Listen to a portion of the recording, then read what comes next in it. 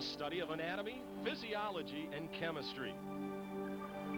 Even more, a discipline driven by desire.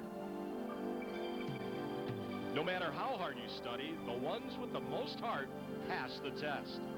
This subtle intertwining of body, mind, and soul is manifested as the boxers leave the controlled confines of the gym for the ring of fire. Passion will be painted on the canvas tonight in the Ballroom Blitz at the St. Paul River Center.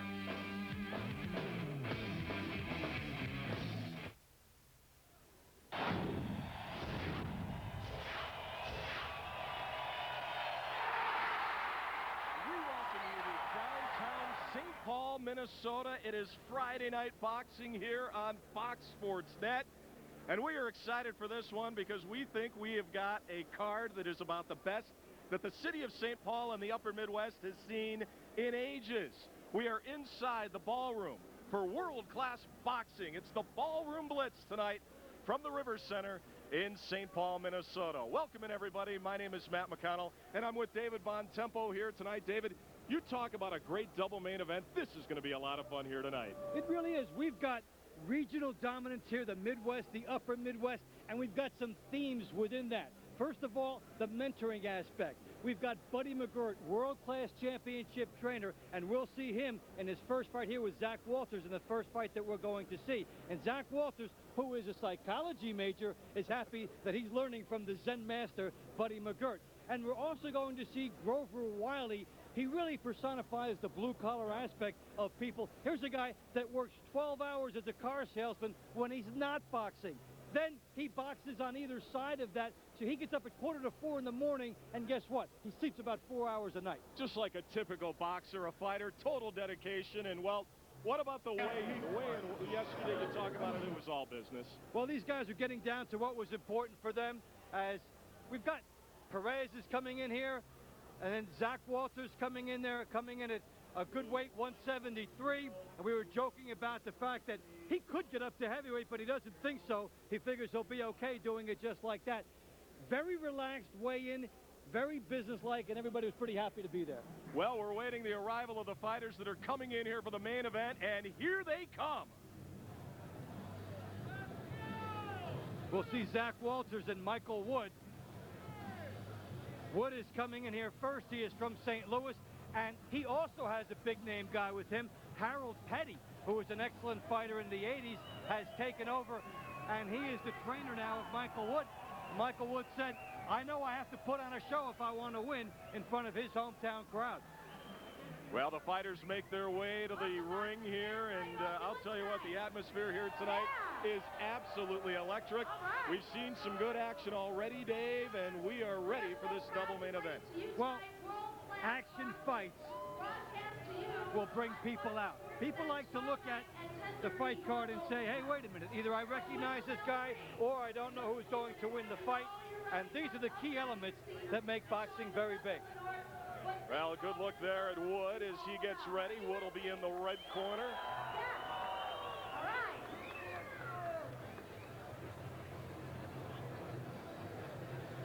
As we get ready for the official introductions, Amy Hayes is here, and she'll be taking us through. We're awaiting the arrival of Zach Walters, and here is the university psychology major himself. Well, Jungle Boy, and hey, how about it? He's from Madagascar, and he's got the gear to go with it. Hey, he has a good fan following. A lot of attention pre-fight was on Zach. He spent all those years in Madagascar and then took up boxing 8.5 years ago in Fergus Falls, and now has come on, done a nice job. Sparred with Antonio Tarver, who became a very big name himself, and he impressed Buddy McGirt.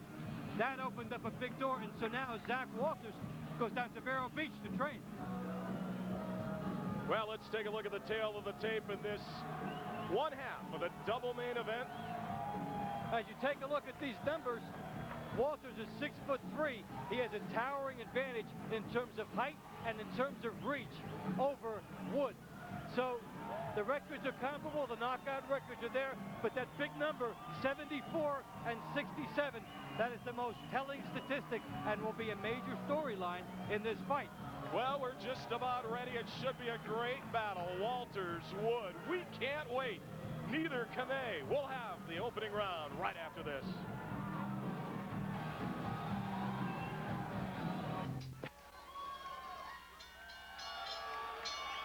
Good evening, boxing fans, and welcome to the cold winter north.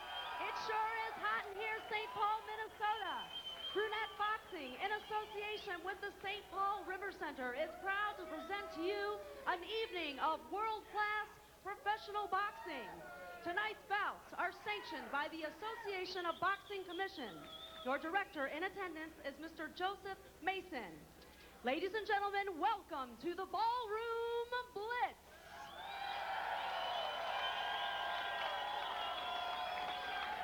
Let me ask you, St. Paul, Minnesota, are you ready to box on box? Let's get right to it. Introducing to you first, fighting out of the red corner, wearing the white trunks. He weighs in at 173 pounds. His record, 12 wins, 2 losses, 1 draw, and 7 of those wins coming by way of knockout. From St. Louis, Missouri, he is Michael Wood. We go across the ring now to my right, fighting out of the blue corner. He weighs in at 173 pounds. His record, 9 wins, 1 loss, and 8 of those wins coming by outstanding knockout. Ladies and gentlemen, representing UMD Duluth, Minnesota, Zach the Jungle Boy Walters.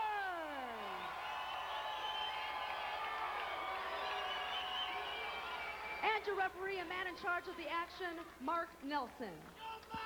We'd like to keep the mic hot for the instructions, please. Gentlemen, you've already received your instructions in the dressing room. You know exactly what I expect.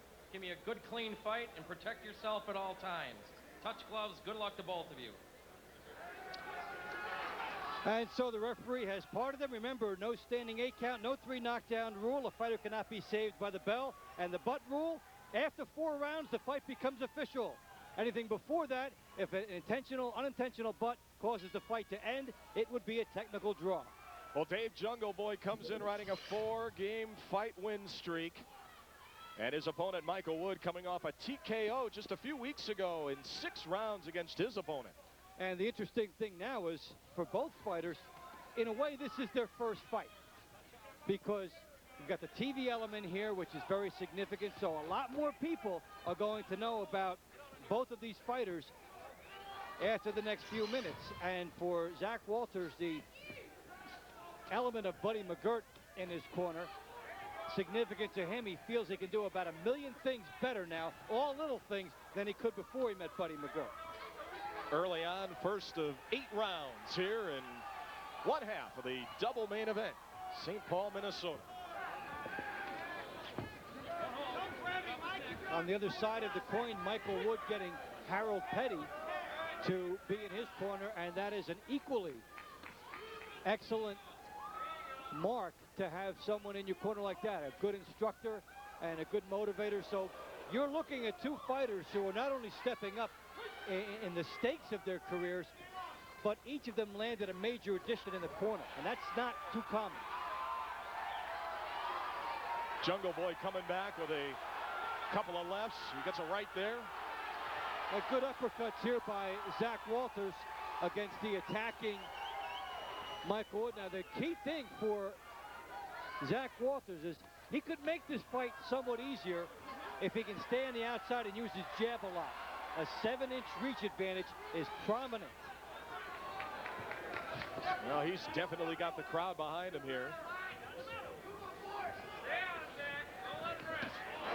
Connecting with a right. Excellent right hand by Zach Walters.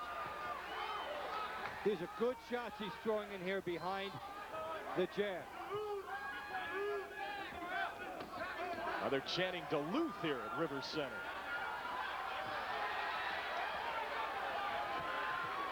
He became quite a draw in the whole deal. A lot of attention on Zach Walters and the proximity from Duluth to St. Paul. And here's Wood coming back at him, and some good, excellent action by both guys on the inside. Pretty even first round, first of 8, a half a minute to go in the opening round.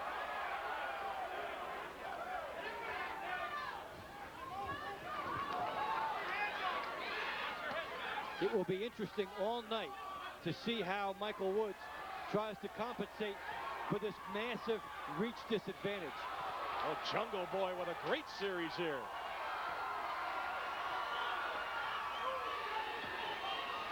Well, that flurry was what? He landed at least 8 or 10 there, didn't he? He got quite a few in Woods' game.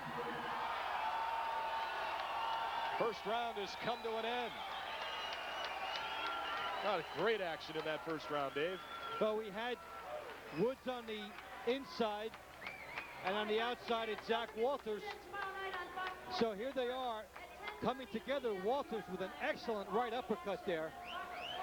A signature punch because it tells Woods there's a cover charge for getting inside. Good hook by Walters as well. You get another look at the good right uppercut. And Zach Walters having it all his way. And this is discouraging for Woods because this is where he should be doing his best work. You figure Walters will dominate outside, but Woods was hoping he would do a better job inside than what he showed there. Wood getting maybe the middle part of the round. Jungle Boy, though, Zach Walters really finishing strong. Yeah, he made quite a good statement at the end, and the round would go into his book. Here we go, start of round 2.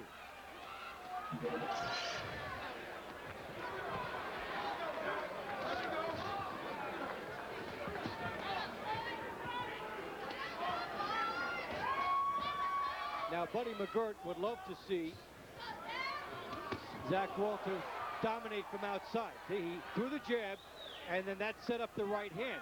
But he was not vulnerable after he threw the right hand because he set it up from the outside.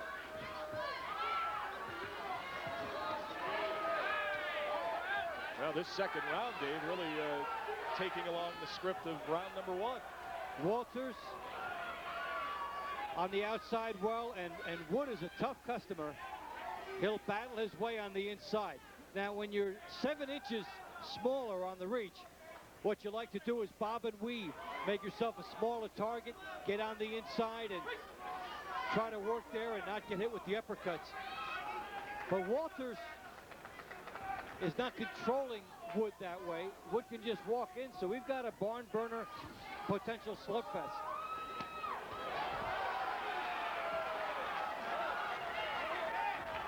Walters doing a good job there on the ropes. He got off him. Yeah, that's one place he would not like to be. No need to be there for Zach Walters.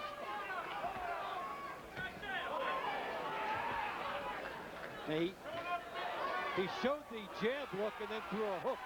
And that's an excellent right hand by Walters. If he sits down on these punches a little more, plants himself, he will get a lot of power, maybe even enough to put Wood on the floor. Walters connecting with a couple of great lefts here in round 2.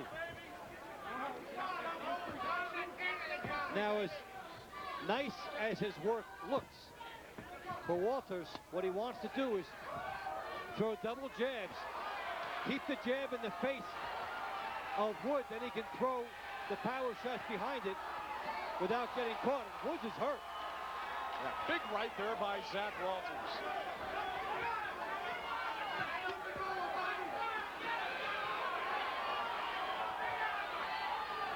It's all Zach Walters here in the late portion of this second round. Don't forget, Dave, 8 knockouts in his 9 wins. And he's a guy that's been used to starting fast. But the test of him over time will be how he moves up and goes all the way. 8 rounds, 10 rounds, 12 rounds. They'd want to see that before they put him in anything major. Final round, final seconds of round number 2.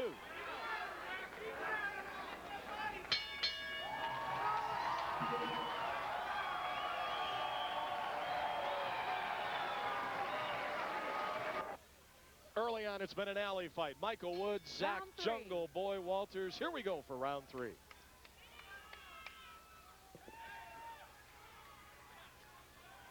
Zach Walters having it his way stylistically. He's got a guy who is tailor-made. Michael Wood comes right at him. Straight ahead guy, doesn't have to look for him, and he has the reach advantage. That's a built-in blessing. Don't think for a minute that Michael Wood can't go with the brawl type of tactics. He had a wild one in St. Charles in November against Sean Crowdis. They're fighting after the bell. He can win the slugfest. It's a difficult thing for him, though. Even though that's his best style, when you match up against a guy who's taller than you, you have to take your best shot. But you can see how difficult it gets. You basically have two jobs when you're the smaller guy like this. Your first job is to get inside, and then you have to be effective. Now, for Wood, what he doesn't know is the stamina of Walters, because Walters has had his share of quick fights, and what his chin is like. You never know until you land your best shot. Walters trying to go inside. Connecting with a right.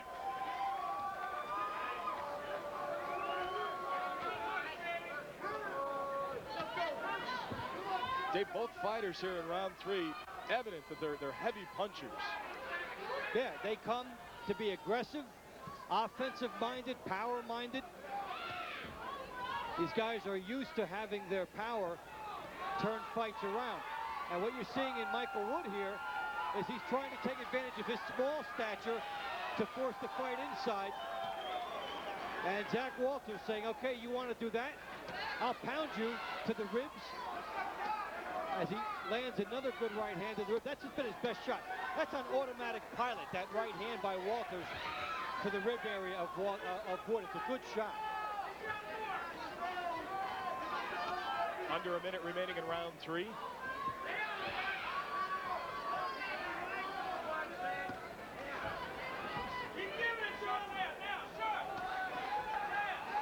And these shots by Zach Walters to the rib area, to the body, probably will take their toll over time and may take a lot out of Michael Wood. Well, Walters has landed quite a few. And a nice sneaky uppercut by Zach Walters. Able to disguise it. Closing seconds of round 3 here tonight in St. Paul.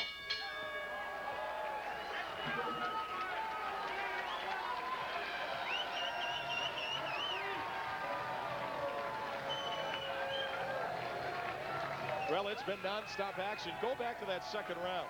Yeah, there was a good uppercut by Zach Walters. And here is where Michael Wood is standing straight up, and he cannot do that. He's a smaller fighter. He cannot stand straight up. You'll notice that in round 3, he adjusted from this. And what you're seeing is one good reason why. In round 3, he tried to duck down a little bit more, make himself smaller. And so Zach Walters adjusted and went downstairs more. So a little ebb and flow between both guys.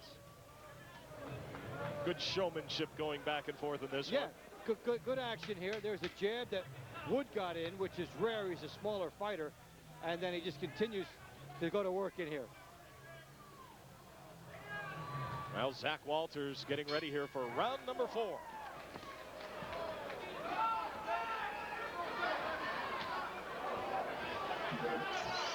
Michael Wood coming out with a couple here.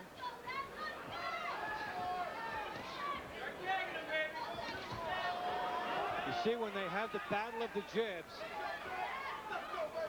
Walters can jab and not get hit. But every time that Michael Wood gets involved in throwing a punch, he gets hit. Big one there by Walters, and he's trying to go inside. And again, Wood is hurt. He's standing straight up again. Michael Wood is in trouble. He's in trouble, but Zach Walters is coming from the side with his punches. He's also vulnerable. It's a dice roll right now for Zach Walters. So far, he's come up with a yo. At 11, he's winning. Yeah, he was rolling boxcars on that last sequence. Now warned about the head, which is interesting. It's usually the smaller fighter who's warned about the head butting because he's trying to find room. Walters has Wood along the ropes momentarily.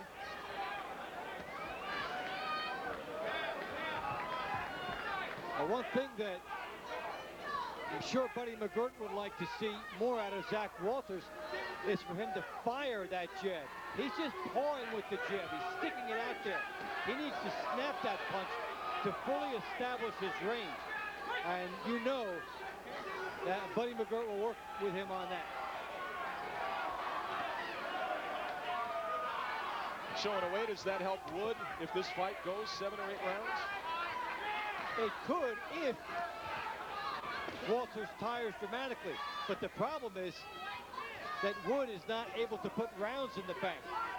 So he's on the bad end of a decision going late into the fight. His chance then would be hope that Walters would come back to the pack. And make no mistake, Michael Wood is not doing anything wrong. He's fighting the style that is emblematic of his personality and what's brought him here. He's just in with a style that's not friendly to his. A little bit of blood splattering on the trunks of Michael Wood.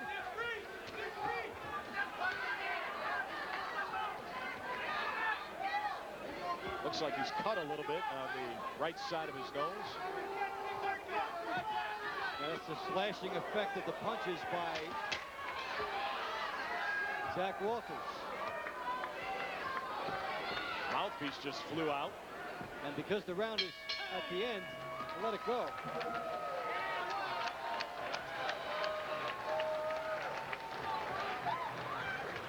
Well, that round pretty even. Take a look at here's Walters on the outside. Works the body well. That's the textbook delivery here for Zach Walters. Stay outside. When you get inside, you're gambling more. But right now, he's got everything going his way. I think the judges will probably end up giving that round to him as he stays outside, works the body well, and in this sequence, just has everything going his way. Excellent uppercut there by Walters, and then the right hand coming across. Round 5. Zach Walters and Michael Wood, and they come out for round 5.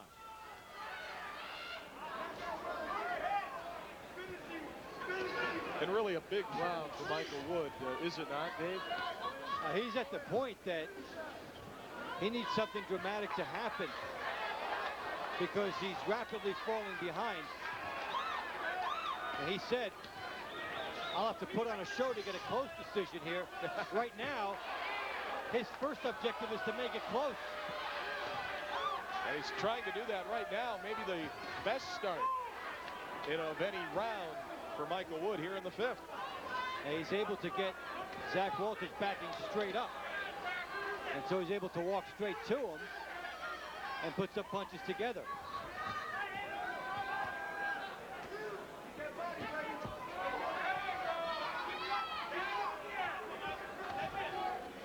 Stamina could be a big factor as this goes on. These guys who, at the end of the fight, if they're tired, they might be making those promises. Oh, please, just get me through. I'll train harder next time. Well, the mouth guard is out again. Now, we may see a stoppage here fairly soon, then, when it's convenient. In fact, we'll see it right now. And right now, neither fighter will complain about that.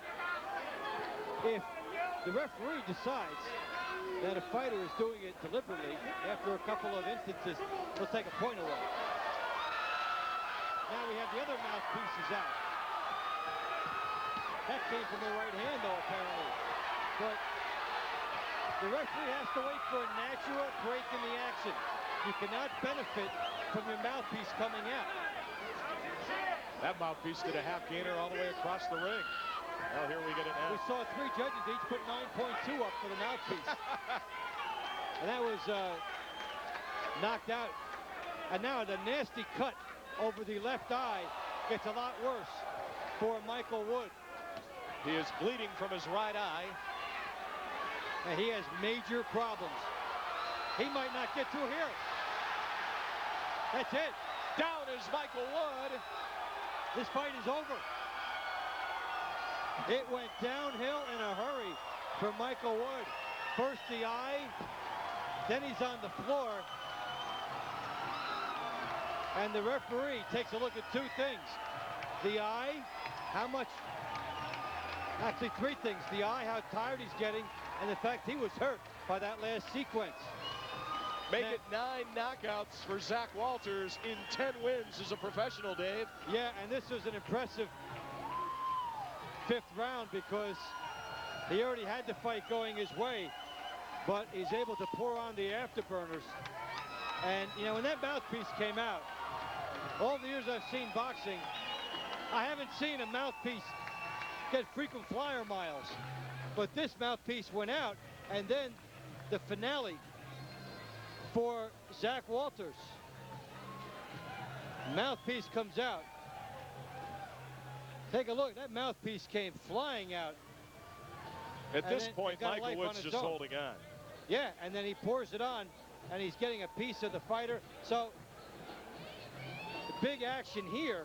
And look at the leverage. Look at the balance that Zach Walters has, and it's all that the fighter can do just to hold on to him, and the referee makes a good call. You mentioned the reach advantage early in the fight, Dave. That was a huge advantage for Zach Walters. Born in Madagascar, came to the U.S. at age 11, the son of missionaries. That's right. Well, his mission this time was for himself. He did a nice job with that. Mission accomplished. Time coming right up.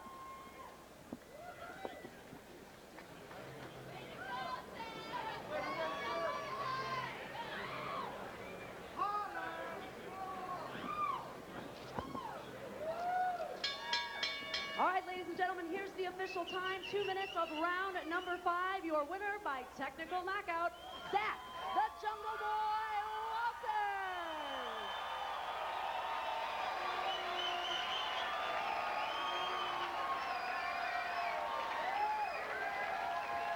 Congratulations. So a technical knockout for Zach Walters. He is the winner in the light heavyweight of our first half of the double main event. Zach Walters and Amy Hayes posing for photographs here. And boy, was Jungle Boy impressive in that one. Just part of the job.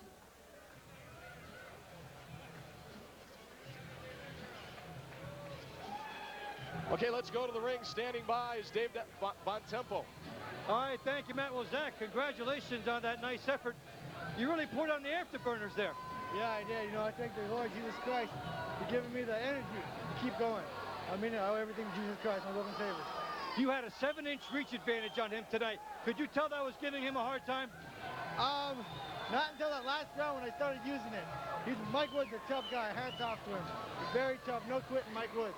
It took it to the last round to start using it the way you wanted it to? Yeah, the final round, Buddy told me, Zach, use the jab, damn it. You know, I started jabbing. Started up from the jab. This round, I want you to go overtime with the jabs. I was like, okay. And meanwhile, I noticed you forgot about the right hand.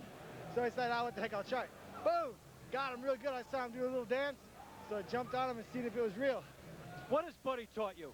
Buddy, he's taught me so much. He's clarified the good things I've been doing as far as workout habits and stuff. But he's basically got me to just solidify my fundamentals. Snapping punches, moving in my head, being on balance, throwing effective combinations in the right times. Not just throwing effective combinations, you know. There's a time and a place for everything. A slip, a punch, you know, a pivot or whatever, you know. And he's taught me where and when to use those. So, such a blessing to have him with me tonight. Wow, congratulations. Great effort by you tonight. We'll watch you to continue to grow. Let's take it back down to ringside now. All right, thank you, David. And Zach Jungle Boy Walters victorious. TKO in the 5th against St. Louis, Missouri's Michael Wood. Dominant was the Jungle Boy out of Duluth, Minnesota.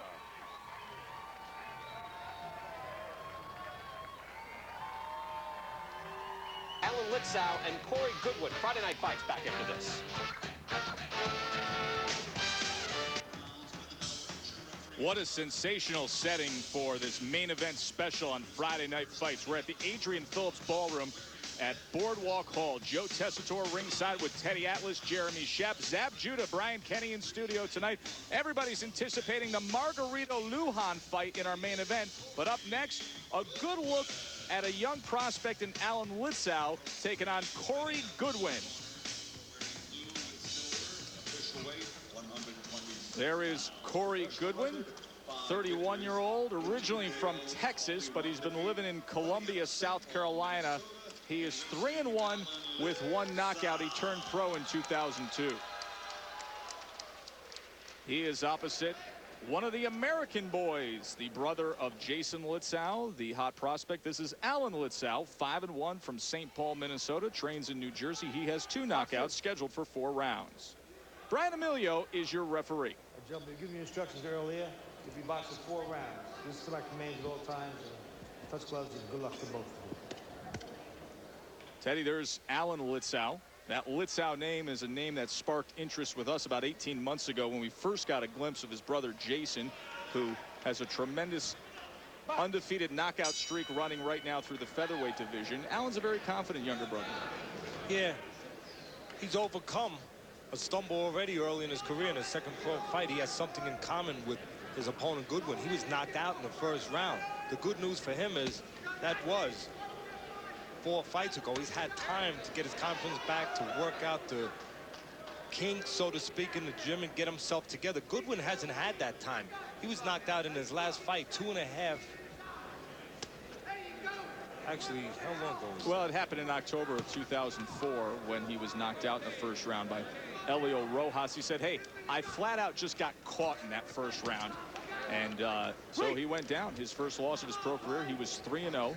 Goodwin's in a tough spot. You know, you're going to face a young prospect in Litzau after being knocked out in 1 round in your last fight.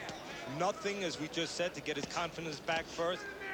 After his first loss and a KO loss at that, you need a fight to find out if you're okay. We'll see how he handles it. Well, he may have just found out something about himself as he absorbed that overhand right from Litzau. Tries to come in with the left. Works his way in with a right hand to the body. Corey Goodwin, told you, 31 years old, started fighting in 2002, a late start. He started his amateur career when he enrolled at the Citadel. He was at the military academy down there in the Carolinas. Didn't take a great liking to the Citadel. He left there in 1997 and enlisted in the Air Force, and now he is a network tech control at McIntyre Air National Guard. He's in the reserves. Well, right now, Litzau looking to press the fight. Goodwin looking to counter, looking to take advantage of some help given to him from Litzau. Maybe a mistake by Litzau, the shorter man coming forward, reaching a little bit, where Goodwin can do that, pop a shot. But Goodwin not set on his feet. Watch when he pops that right hand. He lets his feet move and slide. And that time afterwards, he went straight back. And Litzau, who has his feet set, was able to capitalize on a good, clean shot. Just followed him right in, Teddy, with that left hand and scored well.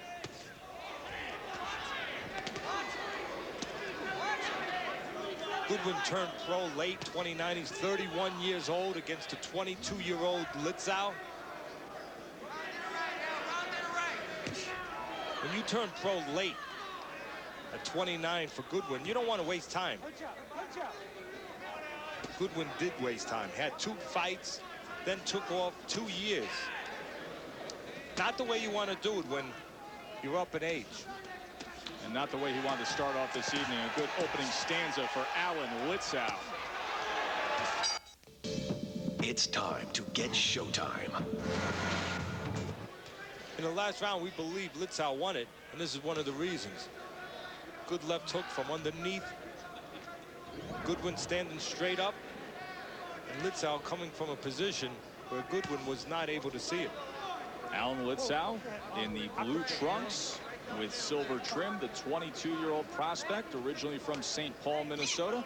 He's been training in the past couple years, going back and forth from New Jersey to Minnesota. You see the punches landed in round 1, 19 to 11 edge. 2 real good flush shots by the featherweight prospect Litzau in that first round. Well, what you see right now, what our champion in the studio with Brian Kenny sees right now is one fighter who's thinking offense, Litzau, and another fighter thinking defense and spots of countering in Goodwin. You can see right now, even early on, Goodwin is not winning a decision. Does not move his hands enough. He's trying to pull something out of the hat now by turning southpaw. To me, in this kind of fight, that is sort of a light going on saying, I'm worried. Yeah, desperation. I need something. And his opponent, probably, in this case Litzau, will gain confidence and pick up on that. But you don't, right now, it's easy to see that it would be hard for Goodwin to win a decision. Not doing enough punching. He needs to hurt Litzau to be able to control this fight. And he will get opportunities. Because Litzau, even though he's pressing all the time, he will leave gaps in his armor. He will reach in every once in a while, not use that jab, and leave himself vulnerable to fill in a spot by Goodwin. But right now, Litzau in control. Well, the uppercut didn't connect, but the left hook did on that exchange on the inside moments ago.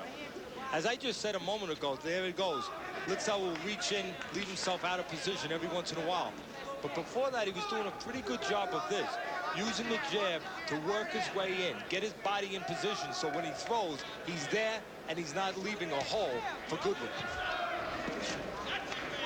Right now, Litzau not snapping the jab, just pawing with it to do that, to set up the right hand, just using it as a measuring stick, as a stabilizer to do that, to get into position and unleash some shots. Good news is he's able to get away with it for him. The bad news for Goodwin and his people, Goodwin's allowing him to paw with the jab. What Goodwin should do is when that jab pours out slowly from Litzau, Goodwin should come over top with something quick or snap his own jab and not allow Litzau the pace, the slow pace, to get away with that slow pushing jab. Just about halfway through this scheduled full rounder, that 22-year-old Alan Litzau has control throughout. He's a cop. He's not. He who's 22-year-old Alan Litzau in the blue trunks taking on 31-year-old Corey Goodwin, who's in the Air Force Reserve National Guard, where he's a network tech control operator. Round number 3 scheduled for 4.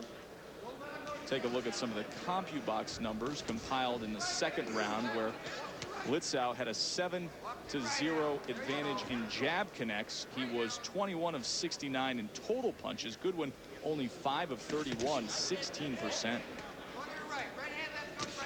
Nick Canobio and Saul Avalar on the controls with the punch stats. Always the best with CompuBox. Glad to have him with us. I think they're going to be very active on CompuBox, tickling the keypads for our main event tonight. Antonio Margarito and Sebastian Lujan with the WBO welterweight title on the line.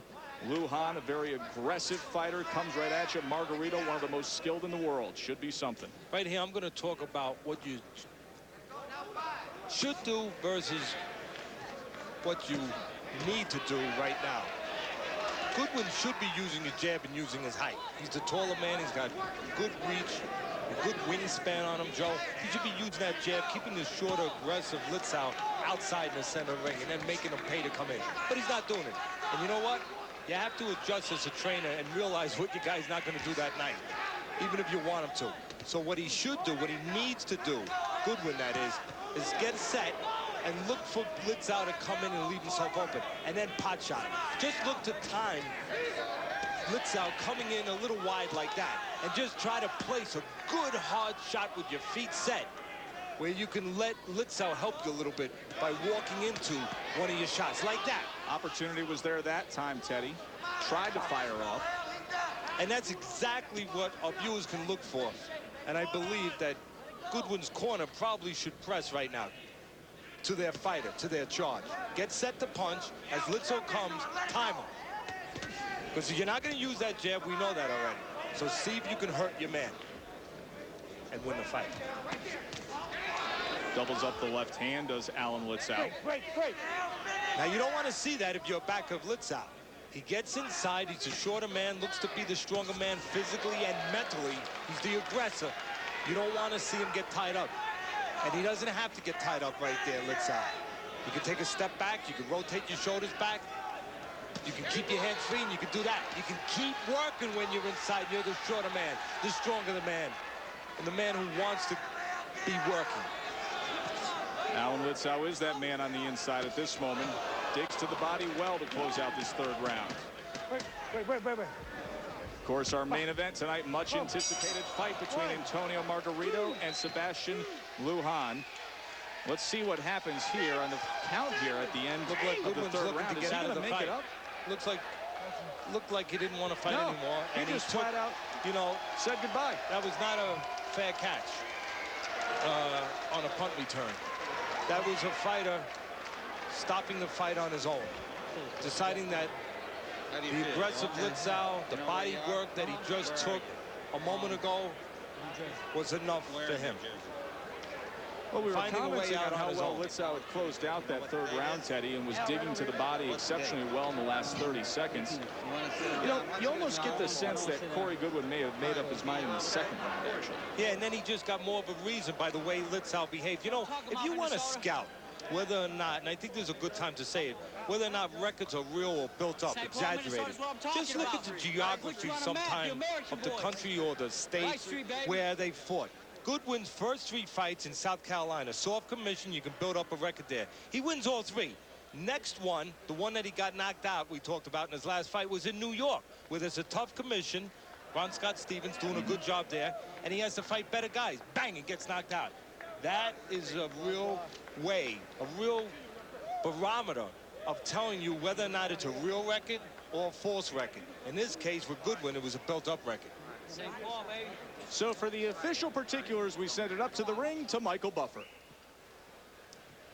Ladies and gentlemen, at the end of the third round, referee Brian O'Melia counted out Alan Litzau, an official 10 count. That makes it a knockout. The official time is the end of round 3. The winner by knockout victory, he is Corey Goodwin. Well, actually, he's Alan Litzau, but we'll give a break to Michael Buffer there. Alan Litzau, the American guy. All right, ladies and gentlemen, the winner is Alan Litzau. KO winner. End of round 3. Thanks, Michael. So Alan Litzau moves to 6-1. He has now won 5 straight fights. Of course, still to come tonight, Antonio Margarito, Ring Magazine's #1 ranked welterweight in the world, against #10 Sebastian Lujan. And our Jeremy Schaap is standing by in Lujan's locker. Features an unbeaten Kenny Kost, 7-0 against Andre Ward. Now, Ward wants to follow in the footsteps of the likes of Cassius Clay and George Foreman, Sugar Ray Leonard, Oscar De La Hoya, men who parlayed Olympic gold into millions, not to mention world titles. But the 20-year-old Ward wants to take this a step further. He says he wants to be the greatest to ever slip on the gloves.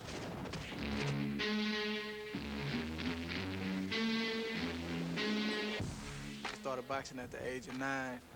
And I started competing at 10. I love to play sports. I love to be #1 at everything that I did. So I decided to take it into the ring. And I made a pact with my father that if we were going to do this thing, we were going to do it right. And here we are today. I learned boxing was a skill, that I can take into the future. Basically, when I hit the 2001 Open Nationals, I fought top-notch competition. And, I was a no-name, so to speak. And I knocked them off one by one, night after night. I won 4 fights in a row. That landed me in the championship fight. I won that, and I won it big. Winning the gold medal was just amazing. Who would have thought that I would have been the only American to come away with a gold medal? Andre Ward. What's been keeping me going in the sport of boxing is the love of the sport itself, the love of boxing itself. I mean, when it all comes down to it, it's a man against another man.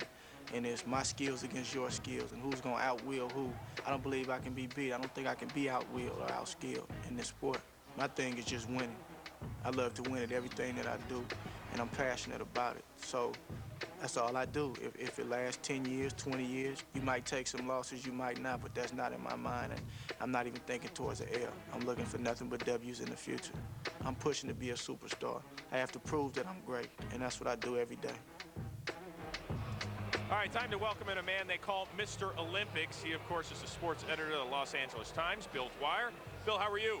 I'm fine, Chris. How are you? Great, thank you. Now, Andre Ward, he's put a lot of pressure on himself. There's a lot of pressure out here as well to kind of take this sport to new heights. Can he? He seems to have the intangibles. He carries a little swagger with him. Whether he will be able to do that, Chris, is a year or two away. He's fighting a 6-rounder tonight. He's just off of a 4-rounder, so it's an awful lot to put on a kid, but he has a chance just by kind of the way he carries himself. Could be the LeBron James of this sport. Is that possible? He's only 20 years old. I think LeBron James is a special kind of guy. I think that you compare basketball to boxing very carefully. But yeah, if he comes around, if he does what other gold medalists have done, this is a guy who would be it. All right, well, let's just remember, Andre Ward, only 20 years old. This is just his second professional fight. He will be lacing it up against that man, Kenny Kost. He says he owns his own siding business, but he is 7-0 as a professional boxer. And Glenn, this could be his only chance to shine in the spotlight, right? Well, definitely. I mean, this is his big shot. You know, he's on national TV. The guy definitely want to come out and show that he's undefeated for a reason. So he's going to come out and do good tonight. We'll see what he got. All right, Glenn, Sal, you hold tight. Bill Dwyer from the LA Times. We appreciate the time and the analysis. Thank you very much. Andre Ward working his way right now toward the ring. Of course, on February 23rd, he will turn 21 years old. The crowd loves him. He won Olympic glory over in Athens. What will he do tonight in Lemoore, California in a 6-round super middleweight bout against Kenny Kost? We'll find out if he gets to celebrate his birthday a little early when we continue right after this. Chris Rose back in Lemoore, California as we are getting ready for Andre Ward's second professional fight. Right now, let's get it over to the men who will call tonight's bout. Barry Tompkins and the guy I want to spend St. Patty's Day with, Sean O'Grady. And I get to, as a matter of fact. Thanks very much, Chris. Well, the coming out party for Andre Ward continues tonight. And honestly, I think, Sean, this is a guy that the sport of boxing has been waiting for to come along for a long time. I think he's got a legitimate chance to be the real deal both inside and outside the ring. Barry and fight fans just want someone they can cheer for, somebody that can win in a fight, and somebody that's positive, somebody like Andre Ward. This is something that Andre Ward has waited his entire life for. As a testament to that, he's fighting in a lower weight division than he was as an Olympian. This is a kid that has it all, though. Olympic gold medal, he's got good looks, he's got speed, power in the ring. He has everything except experience. He's hoping to pick that up now as a young professional fighter. Now, Kenny Kost, the guy he's fighting, does have a little experience. Over 100 amateur fights. He's 7-0 as a professional. He says he's going to come right to Andre Ward. Is he signing his own death warrant? I think Andre Ward is very good, but Kenny Kost knows what he's doing in the ring. Been around the block and knows how to fight. He could get in some trouble putting some pressure on somebody like Andre Ward. Ward is very fast.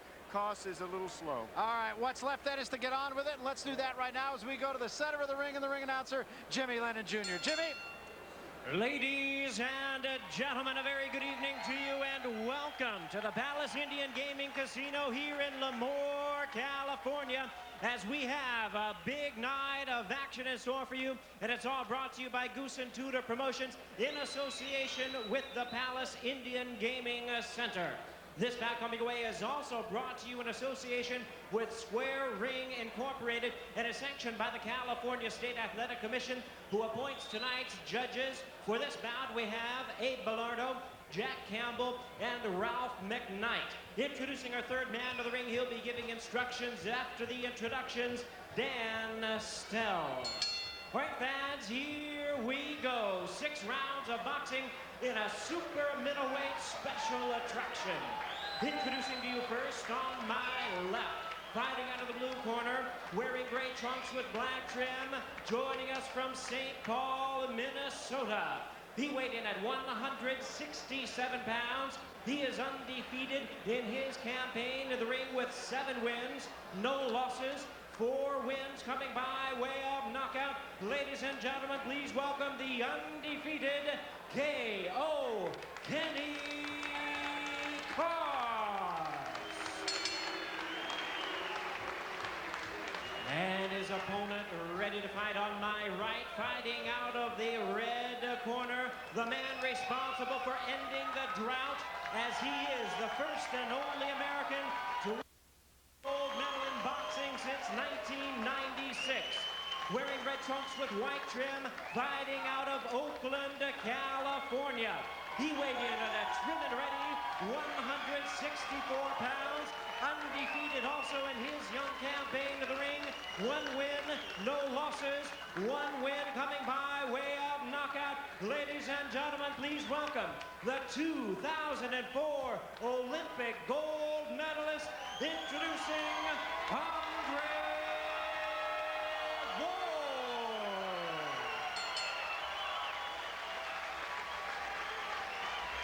Once again, Dan Stell is our referee in charge. 6 rounds of action scheduled. 6 rounds, gentlemen. Keep a good, clean fight. Listen, obey my commands at all times. Protect yourselves at all times. Good luck to both of you. And here are the numbers. As you can see, both undefeated. Andre Ward in his 2nd pro fight. He's got 3 inches on Kenny Kost. And, of course, Kenny Kost 5 years older than Andre Ward, who's yet to reach his 21st birthday. Let's take a look at the rules. These are the California rules. 10-point must system. 3 knockdown rule not in effect. Nor is a standing 8 count. Fighter can be saved by the bell in the final round. Either the referee or the doctor can stop the fight. We go to the cards after 3 rounds in the event of a headbutt. So now, a headbutt, I should say, or headbite. Headbutt, yeah, sure. Kenny That's Kost against says, the rules, headbutt. I know it is. It's been done, but it's against the rules. Kenny Kost says he's going to come to him. Let's see if he can do that. Well, he starts off wisely with a jab. You know, the amateurs do a wonderful thing for fighters. They teach them the basics of boxing. Throw a real straight jab, a good right hand, and a good cross. And both of these fighters possess that. You know, one of the things I really am impressed with about Andre Ward is he says, this is my rookie season. And I think there's a tendency for fighters sometimes, especially early in their career, to take opponents a little bit lightly. I don't see any of that with Andre Ward. Oh, a lot of fighters read the headlines. You're right. He is a fighter who loves those that have proven themselves in the ring. He idolizes some of the fighters who've been there and who've done it, not those who talk about it. But he likes also their work ethic outside of the ring.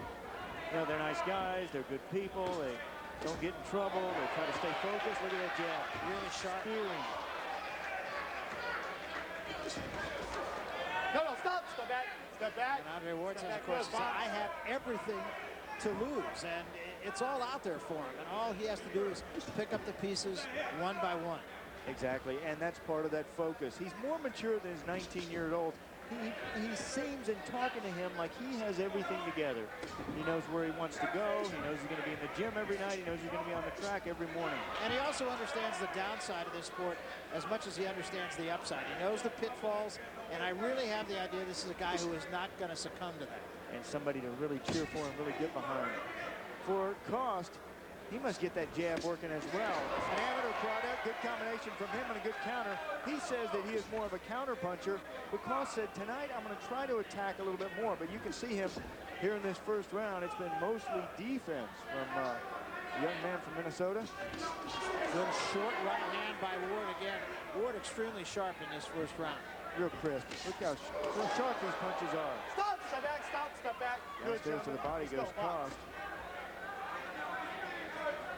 Kost has been trying to work the body and has done so with some success so far. Well, it's hard to back up from a man who jabs as well as Ward does. Kind of warding him off with that left. And if you back up from that, you're out of range for your punches. Whoa! And he's staggered it. And now Kenny Kost going to jump on him. What do you know? Now here is Andre Ward's first real test. That is something that Kenny Kost suspected that he was vulnerable to the left hook. And Kost said, I'm gonna hit him tonight. Ward is not beneath getting hit. He tagged him. He definitely tagged him. And I'm not sure Ward is all the way back yet, but he does get through the round. And he's still a little wobbly as he goes back to his corner. And he gets a minute to try to recuperate and gain his thoughts. And they were very slow to get that stool in. That's something they got to improve on. It is a learning experience, not only for the corner, but for the fighter. Look at this. Boy, you just get caught, leaving your hands down and crack. Look at that, a wobble, a step back. So much pressure put on this young man, and boom. There it was. The pressure in the ring is what makes him fold. Look at the left hook. The right hand missed from Kost, but then the left hook did not. And then he gets on top of him. Look at the parrying from Kenny Kost. He got a great deal of confidence in that first round. All right, go right back to doing what you're doing. Keep the jab working until he weakens, okay? Keep concentrating. I'll tell you, at the end of that round, he was still a little bit wobbly. Now we'll see if he can get it back. Well, you know, a fighter never knows until you take that first real shot. Exactly. You don't know how your whiskers, you don't know how you're going to react until you get hit without a headgear, smaller gloves, and this crowd, the pressure that's been put on this kid because he came out of the Olympics, because he is a gold medalist. Many expected him to be a champion already, but you got to pay your dues, and part of paying those dues is getting hit and recovering from a shot like that. Absolutely. I remember Ray Leonard telling me that the hardest he has ever been hit was in about his third fight. It was against a guy named Gennaro, a guy very similar to a Kenny Kost type of guy who had a few fights, had a lot of amateur fights. He said he got stung by him. He said he doesn't ever remember feeling a punch as much as that one. I can empathize with that, because I had the same thing early in my career, going out with my hands down. I was the big star. Everybody in the crowd was there to see me, and all of a sudden I found myself looking up the lights, saying, what happened? Well, that's right. Well, you know, I also remember doing some of Oscar De La Hoya's early fights when he got knocked on his butt also. Well, for Ward, too, he's got to breathe. You know, part of the learning experience is learning how to get through these tough times when you're stunned or when you're hurt. Nobody can, you can tell people, but nobody does it until they actually experience and they learn how to cope, how to maybe mask that too, mask that pain. Starting to talk to Ward here a little bit. Feeling pretty full of himself. Oh yeah, he's saying, come on, come in with me. It would be a good idea for Kost to get off the ropes here. What you don't want to do for Kenny Kost is start to give Ward confidence again. And this is the danger of being a counterpuncher, as Kost is. You know, he's one who waits for the other person to score and then he counters it. Hey, for this fight, especially right now when you got somebody like Andre Ward hurt, you got to jump on him. You can't give him time to recuperate. Ward has not been as sharp in this second round as he was prior to getting stung in the first round. I'm telling you, when you get stung, it just takes your energy. It takes all your crispness, all your freshness away from you. If you get stung, you feel much different. It takes a few rounds for that pain to ameliorate and that condition, that feeling to ameliorate. Now, all of that said, I still gave the first round to Andre Ward. I thought he did a lot more. That was a good round. Actually, I called it a 10-10 round, only because I thought Andre Ward won the round, but the last few seconds, Kenny Kost came on. Now he's starting to work the jab again. Yeah, now, you know what? You got to relax, put that behind, don't get hit. Move your head, relax. He did get hit with the right hand, but it did not hurt him. Coming to the end of round number 2, and Andre Ward is a work in progress, and he's learning some stuff tonight. A little bit of that frustration in that second round. Kenny Kost saying, come on, come in here and brawl with me. Let me hit you. The other observation I thought too, too many voices in the corner of Kenny Kost. Very confusing. Kenny Kost, they were telling him, you have to move your head, you have to do it, come on, come on, come on. Pleading with him, begging with him. I always like a quiet corner. Couple of things in there, 2, maybe 3 things to work on that round, and that's all. Any more, you get overloaded. They want Kost to try to work inside. They said, get your head on his chest. Kost has not fought like that, although he has done his best work inside. Yes, he has, but look at him even here. He is a counterpuncher.